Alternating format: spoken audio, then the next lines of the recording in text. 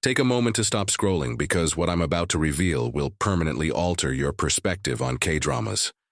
That depressing realization that you've seen this story 100 times by the middle of episode 3 is probably something you've experienced as well. If you read through to the conclusion, you'll learn about the 7 unspoken errors that made 2025 the worst year for K-dramas, along with a few series that managed to survive the upheaval. Let me explain. Once proud TVN premieres never breached 6% before plummeting much lower, while KBS primetime in January reached a record low of 4.8%, the lowest since 2001. Netflix sources said that 4 new Korean shows had a completion rate of less than 40% on streaming, with over 25% of viewers dropping out after only 1 episode. Half of the viewers for TVing and Disney Plus disappeared in the middle of the season. These are not unique incidents. Rather, they are warning signs of a dying business that produced material like a production line, hurried screenplays, and cut budgets. You can shrug and assume K-dramas have always had ups and downs, but this time, all the blunders coincided.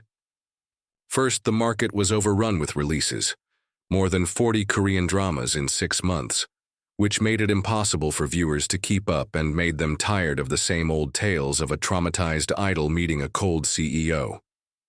Second, studios were obliged to minimize outside filming and reuse digital sets due to an average budget drop of 18%, which resulted in drab graphics that appeared polished in thumbnails but felt empty on screen.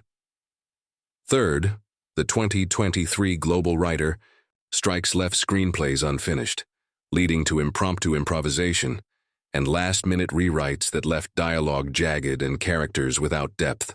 However, when platforms made quantity king, it was the biggest heartbreaker.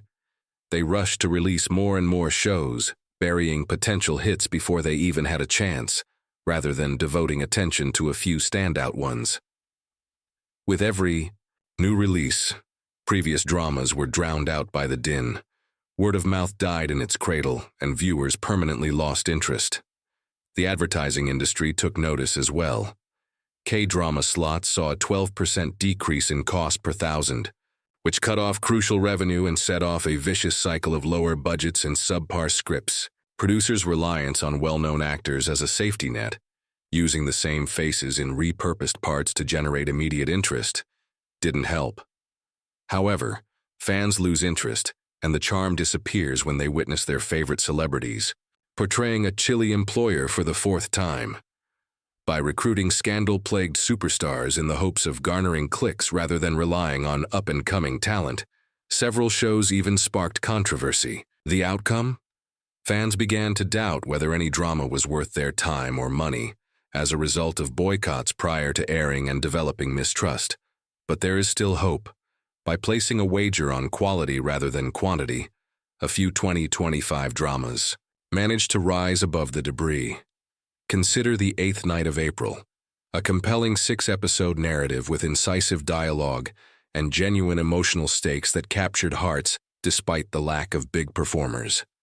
These miniseries demonstrated that all it takes to establish a bond is a skillfully written narrative and some breathing room, not 16 episodes.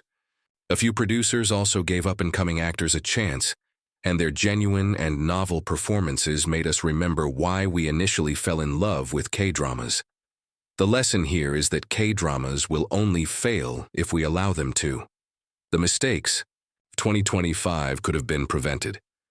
The essence of storytelling was destroyed by oversaturation, budget cuts, formula reuse, and a rush for quick profits. However, the magic returns when producers concentrate on nuance, genuineness, and astute casting. I would now like to know which 2025 drama left you feeling unimpressed, and which one caught you off guard.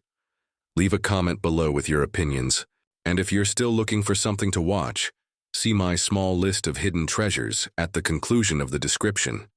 Remember to like and subscribe so you don't miss my in-depth analyses of the shows you enjoy and the ones you should avoid.